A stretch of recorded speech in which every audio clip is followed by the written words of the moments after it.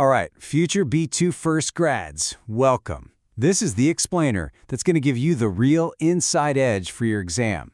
We're skipping the usual advice, the stuff everyone says.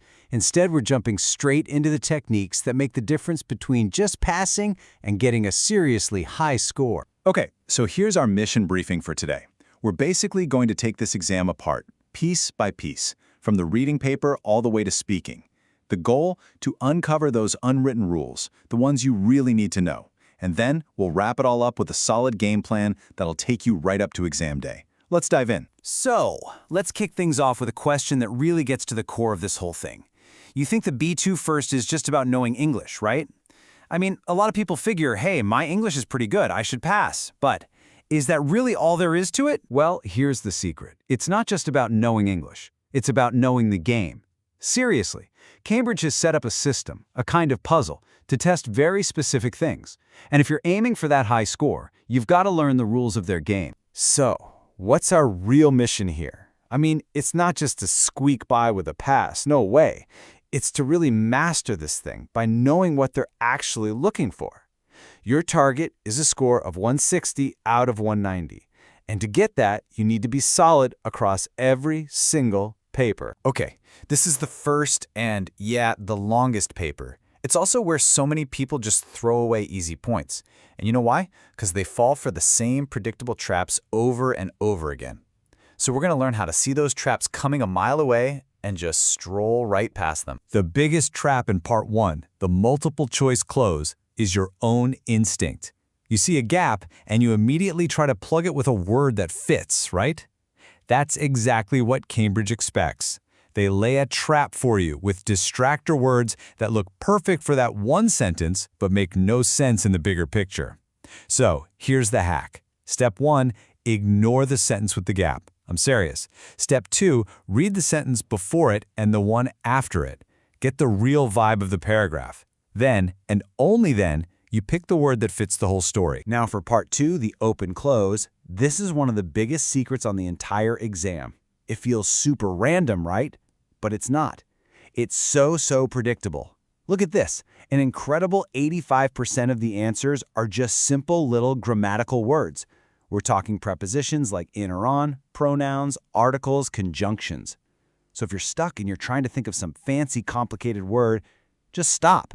The answer is probably way simpler than you think. And what about part 3, word formation? Again, it's not a guessing game, it's a system. All you have to do is first figure out what kind of word you need. Does the sentence need a noun, an adjective, an adverb? Easy enough. Then you just stick on the right ending, the right suffix, like tion for a noun or ly for an adverb. And pro tip for you, always double-check if you need a negative prefix like un or im. Cambridge absolutely loves to test this. Part 4, the keyword transformation. I want you to think of this as a tiny, rigid puzzle. There are strict rules. Rule number 1, and this is huge, the keyword they give you, you can't change it, ever. It's your anchor. Your job is to rewrite the sentence around that anchor using between 2 and 5 words. That's it, not 1, not 6. 2 to 5. So you have to look for clues. Is it asking for a passive voice or maybe reported speech? The clues are always there. Okay, let's move on. Look, the writing paper is more than just not making mistakes. This is your chance to shine. It's where you get to consciously show the examiner what you can do.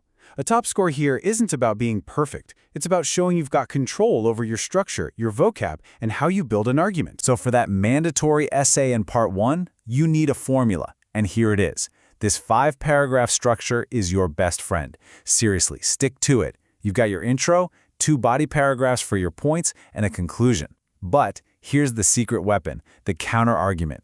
In that 4th step, you briefly talk about the other side of the argument. It shows the examiner you're a critical thinker. It's a total game changer. Want a really simple hack to boost your vocabulary score? Of course you do. Before the exam, make a little list. Take common words like good, bad, or important, and decide on an upgrade. So instead of good, you're going to write beneficial. Instead of important, you'll use crucial or vital. It's such a small change, but it sends a huge signal to the examiner that your vocabulary is top-notch. Let's be honest. The listening test is packed with traps. It's full of audio distractors, little bits of information designed to pull you in the wrong direction. So the key isn't just listening harder. It's about filtering out all that noise and learning what to ignore. So how do you beat these listening traps? First, always read the options before you listen. You got to predict what you're listening for. Second, and this is crucial, the correct answer is almost never the exact words you read. It's a paraphrase, the same meaning with different words. So if you hear the exact words from an option, that's keyword bait. It's probably a trap. Ignore it.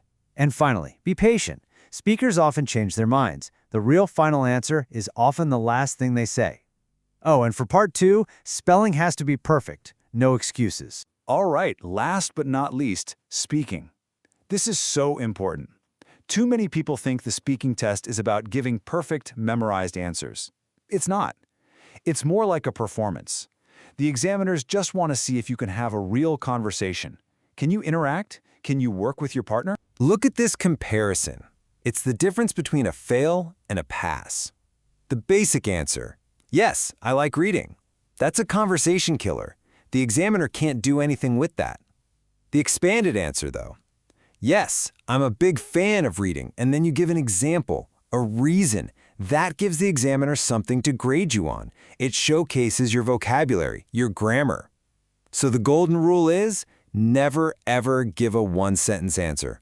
Always expand. And for that collaborative task in part 3, remember, you're being graded on how well you interact, not how much you talk.